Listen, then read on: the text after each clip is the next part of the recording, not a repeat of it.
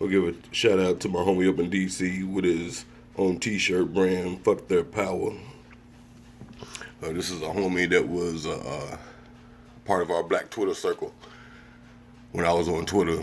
I'm banned from Twitter, but he's still on Twitter. You can follow him at fresh_flames1. Yeah, he puts a lot of black history out there, especially a lot of stuff about Malcolm, the Panthers, people of that nature. But his t-shirt brand, Fuck Their Power, you can find it at teespring.com. You go to teespring.com and fuck FUK Their Power and see the selection that he got. He has those t-shirts that you go out in public, it catches people's eye. Maybe it'll get you thrown out of an establishment and you can get a lawsuit or something. Well, what I want to address today is a little while back when the country was recognizing what happened to Black Wall Street. Joe Biden started talking about Black Wall Street and got kind of on the lines of reparations. Now, I don't know. We'll see.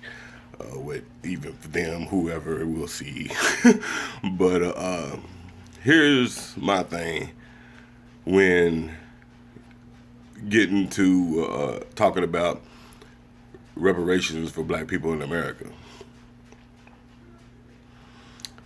There's always these people giving opinions that it ain't got shit to do with. So I'm gonna go down the line and address the people that's always got something to say every time they get to talking about reparations for black people, for slavery, for Jim Crow, for all of the prosperous black communities that was destroyed, that would have been generational wealth, just the racial wealth gap, everything. Let's talk about the people who always have something to say. Okay, first, it's the poor whites. Well, that's not fair. They can't give black people something, I give us something or whatever. Like, let me explain who the greater percent of you are. And what's funny is y'all are always the ones, most of y'all fall in the white supremacist groups. Y'all the one hollering about white power, and y'all ain't got no power, and the ones in power don't care anything about you. But the greater percent of you are the descendants of the slave masters who lost their slaves and was too damn lazy to keep up the farm work and keep things going and running over generation and generation, which eventually you fell into the poor white trash area or whatever you are. What used to be your great-great-grandma and Papa's farmland or whatever, y'all fucked it up. Y'all didn't keep the crops and shit. And the thing about it is, when Abraham Lincoln got whacked, y'all got y'all reparations. Y'all got, for all of y'all that lost slaves or whatever, you were accommodated. You got your reparations for losing slaves, and you still fucked it up. So just because y'all, after y'all lost y'all slaves, y'all went from having farmland and stuff to produce and build and all that stuff, and then y'all fucked over generations. Y'all fucked it up and turned into the trailer parks and the meth and the mountain trailer parks and all that stuff or whatever, on meth and heroin and all that kind of shit or whatever. You did that. You fucked that up. There's nothing, did nobody try to do it to you? With nobody oppressing you? Did nobody purposely do anything to you? With nobody coming through bombing your towns? You fucked that up yourself. And your ancestors had everything or whatever until they lost their slaves. So just because y'all couldn't hold it down, don't mean anybody owe you shit. So it don't have nothing to do with you. And y'all are always the ones dressing up in your little suits and shit, talking about white power or whatever, and y'all ain't got no power. You know what I'm saying? And the ones in power don't give a damn about you.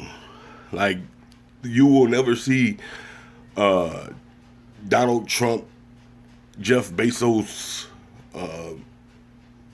Bill Gates, and Mitch McConnell out at the mountain counties and trailer parks and shit passing out turkeys on Thanksgiving. You just ain't gonna see you ain't gonna never see that kind of shit. You know, whatever. When you could go to rich white people and be like, what are you going to do for the poor white community?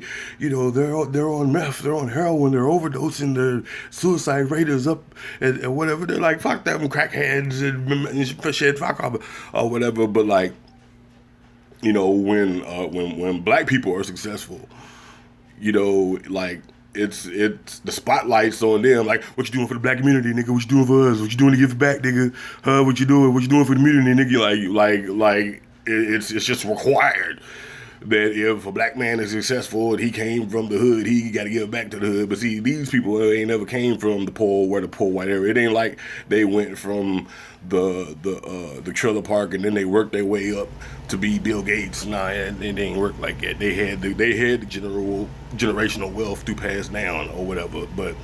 But you know, the poor whites that's always got some shit to say anytime they get to talking about reparations for black people in America, in the United States, or whatever. You fucked your own shit up. You ain't got nothing to say.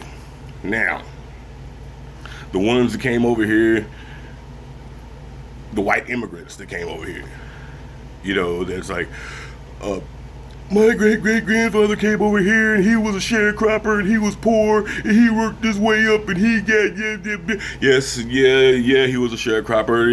Y'all was all sharecroppers or whatever. As Martin Luther King explained, y'all was given millions of acres of land, taught how to farm, and basically paved the way to do this. So that you ain't got shit to say either.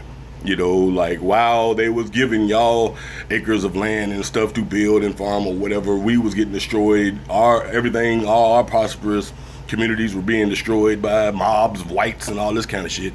And then over time, as far as black farmers, you know, by 1955, they came up with all kind of laws and stuff to take that land back from them. Where at one time where they did have land, they don't have it now. So there's nothing that you can say. And the only ones that's really has to be worried is like the corporation owners, the big corporations or whatever that could be traced back to slavery that you're still living off of. I guess y'all would be the ones with something to say, the ones that's actually in power, as the poor whites say, or the rednecks or whatever. I live in Kentucky, so you know, imagine what I hear.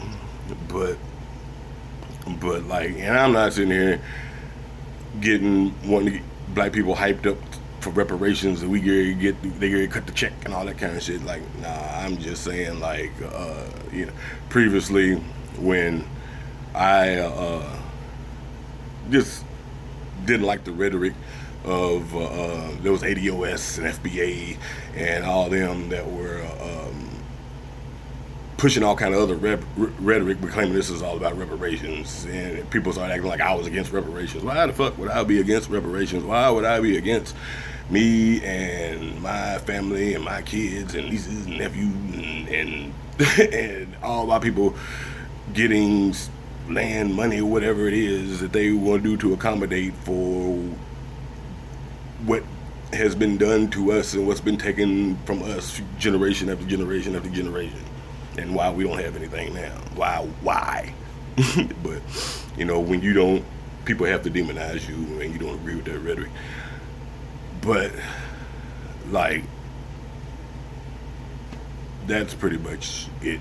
You know, like, I've been hearing this reparations talk since like 1989. You know, I think that's when they first started the HR 40, what they do, the HR 40, whatever the thing is, and first put two and two together that, okay, reparations, 40 acres and a mule, okay, that's what reparations is, or whatever. But the topic gets hot for a minute. It got hot during the 90s, end of the 90s, when Clinton was in office and they thought Clinton was a black president.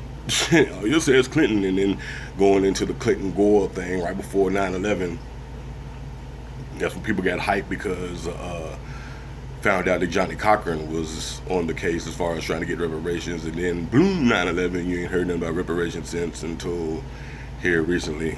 So, you know, Black Wall Street was not the only prosperous black community that was destroyed. I mean, there's all over the map, and ones that we probably never even heard of or whatever. Like, what they don't understand is this would have been building generational wealth for generation Alpha. We would have had like black Bill Gateses and shit, or whatever. But they did not want to see that. And now they talking about, oh, a long time ago, now you need to pick yourself up by the bootstraps and all that shit. But,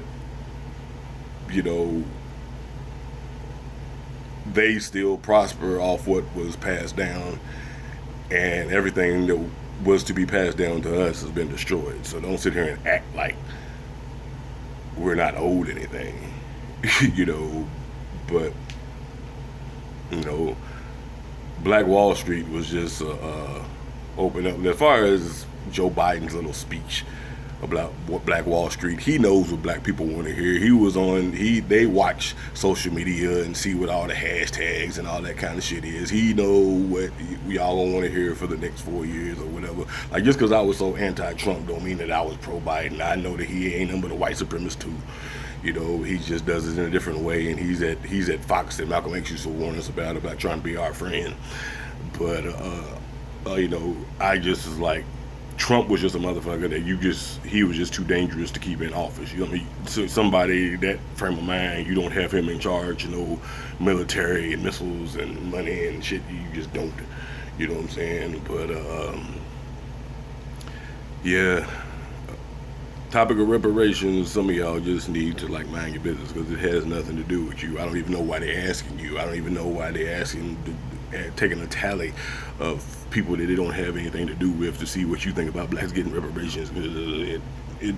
What's owed to us has nothing to do with anybody that's talking, and whatever condition that you're in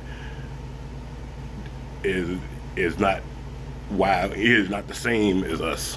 You was never, with nobody destroying your communities, with nobody trying to hold you down. If nothing, they was trying to help you up out of your own, where you fucked up.